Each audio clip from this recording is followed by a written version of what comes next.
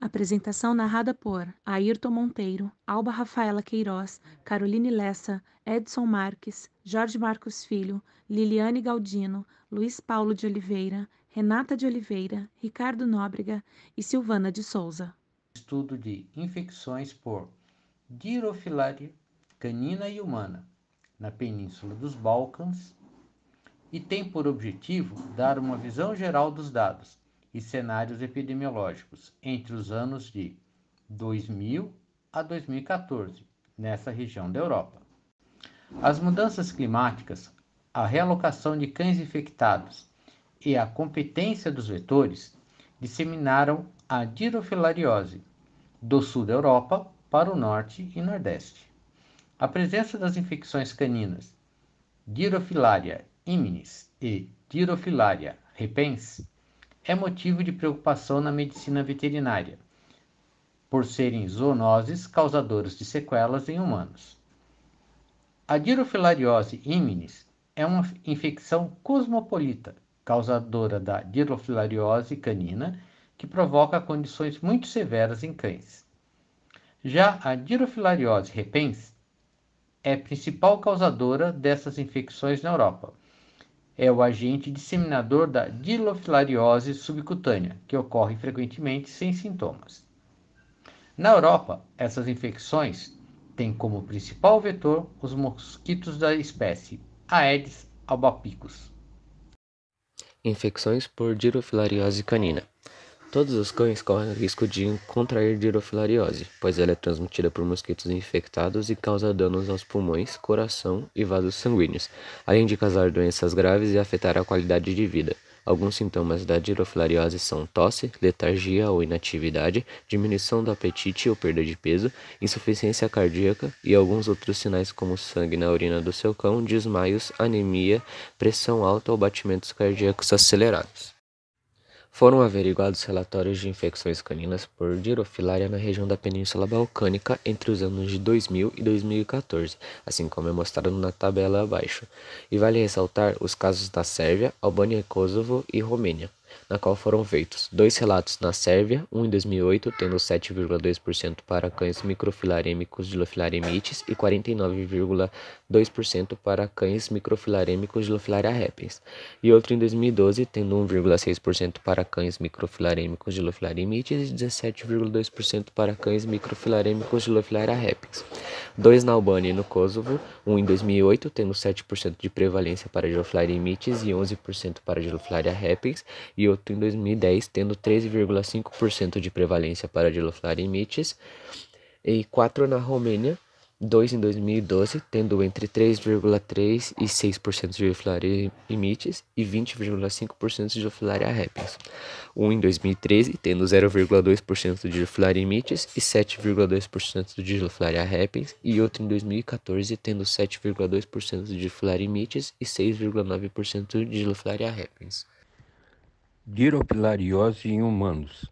A dirofilariose, também chamada doença do verme coração, é uma antropozoonose, é uma doença primária dos animais que pode ser transmitida ao homem, cosmopolita, que nos humanos caracteriza-se por comprometimento do parênquima pulmonar, nódulos subcutâneos, nódulos subconjuntivais e raramente nódulos nos olhos, cérebro e ou testículos.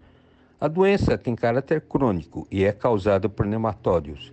São vermes filiformes ou que se assemelham a um fio, do gênero Dirofilaria, subgênero Dirofilaria, como o Dirofilaria imitis e Nuctielli, que são os Dirofilaria tenuis, Dirofilaria repens e Dirofilaria ursii, ambos infectando o ser humano. A transmissão está intimamente ligada à presença de mosquitos vetores, como a Aedes spp, Culex spp e Anopheles spp. Condições climáticas favoráveis, assim como o trânsito entre regiões indênes, onde não há doença, e endêmicas epidêmicas, onde circula a doença. No presente trabalho, após 2 revisões da infecção por Dilophilaria repens em humanos de 1918 a 2000, reportaram 59 casos na região dos Balcãs, que se encontra a Albânia, Bulgária, Bósnia-Herzegovina, a Croácia, a Eslovênia, a Grécia, a Macedônia, Moldávia, Romênia, Sérvia, Montenegro e parte da Turquia, tudo no oeste do continente europeu. E de 2000 a 2014, pelo menos 99 casos de Dirofilaria repens, a maioria subcutânea ou na região ocular, ocorrendo ainda 2 casos de Dirofilaria tenuis no escroto e um de Dirofilaria imitis em nódulo pulmonar. O diagnóstico é feito através de exames de sangue, molecular, radiografia torácica, citologia aspirativa e histopatológico. Dirofilariose é difícil de tratar, principalmente porque matar os parasitas pode causar mais problemas, pois corre o risco dos vermes mortos ficar alojados na circulação. Aqui nós temos a prevalência de Dirofilaria imitis em cães em alguns países, onde foi feito um levantamento de dados desde o ano de 2000 até o ano de 2017. São um total de 9 países, onde a prevalência varia bastante de país para país. Temos a prevalência com menor número de casos no Canadá, com 0,19%, onde não chega nem a 1% de casos. E a maior incidência foi na Sérvia, onde temos 22,9%, ou seja, quase 23% de casos. Já no Brasil, temos alguns estados na região sul que mostra casos de Dirofilaria imitis em 5 estados, mostrando que, entre esses 5 estados, o que tem menor prevalência de casos de Dirofilaria foi em Florianópolis e Santa Catarina, porque no total de 146 amostras, somente 3 delas foram positivas para Dirofilaria. E em Guaraqueçaba, no Paraná, entre um total de 22 amostras, 7 delas se mostraram positivas, o que mostra esse estado com maior incidência de casos. Já na região sudeste, foi Guarujá, em São Paulo, que demonstrou o menor índice de casos.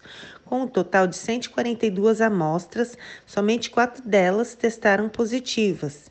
E em Búzios, no Rio de Janeiro, foi um total de 37 amostras, onde 23 delas testaram positivas para a Dirofilaria, o que demonstra uma alta porcentagem, que chega a praticamente 63%, o que demonstra um alto índice nessa localização. Colocamos um vídeo para mostrar o ciclo de transmissão da dirofilariose.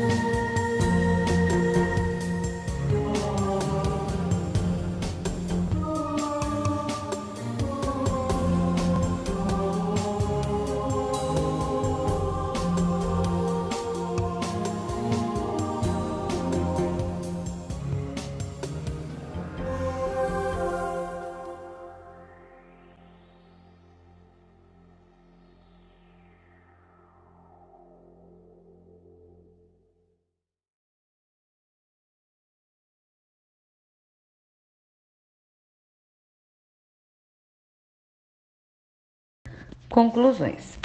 Observamos que há presença de Dirofilaria canina e humana na Península Balcânica e a transmissão da infecção está ligada a fatores ambientais e à abundância dos mosquitos na região. Porém, é difícil definir onde a infecção é endêmica na população canina, devido à falta de mapeamento nos estudos. Vimos que nas últimas décadas, os relatórios sobre a infecção humana aumentaram, principalmente por infecção de Dirofilaria repens, uma espécie que é frequente na Europa. Mas nota-se ainda a necessidade de um enriquecimento de dados para melhor definir a prevalência da doença em cães e avaliar melhor as áreas de riscos da infecção. Em relação ao tratamento, vimos que os cães infectados e microfilarêmicos necessitam de um tratamento eficaz e a eficácia do tratamento deve ser verificada através de exames de sangue. E para os cães que vivem nas áreas onde foi confirmada a presença do parasita, o tratamento preventivo deve ser estendido, independente da prevalência real, a fim de evitar a propagação da doença. Estas são as referências de texto e imagens do nosso trabalho.